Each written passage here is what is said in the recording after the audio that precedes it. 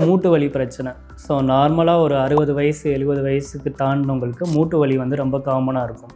இனிஷியலாக அவங்க ஃபிசியோதெரப்பி பண்ணுவாங்க, அதுக்கடுத்து ஸ்டீராய்டு கொடுப்பாங்க. ஃபைனல் ஸ்டேஜில் வந்து டோட்டல் நீ ரீப்ளேஸ்மெண்ட் சொல்லுவாங்க.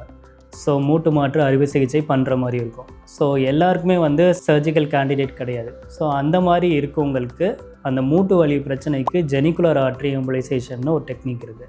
ஏன் இந்த வலிக்கா வருது அப்படின்னா இன்ஃப்ளமேஷன் சொல்லுவோம். ஸோ அந்த மூட்டுக்கு போகிற ரத்த குழாயில் அதிகமாக ரத்த ஓட்டம் இருக்கிறதுனால இன்ஃப்ளமேஷன்னால் வலி வந்து காமனாக வரும். ஸோ அந்த மூட்டுக்கு போகிற ரத்த குழாயில் மருந்து வச்சு அடைக்கிறதுனால ரத்த ஓட்டம் கம்மியாகிறதுனால அந்த இன்ஃப்ளமேஷன் வந்து கம்மியாகும். இன்ஃப்ளமேஷன் கம்மியாகிறதுனால உங்களுக்கு வலி வந்து இருக்காது.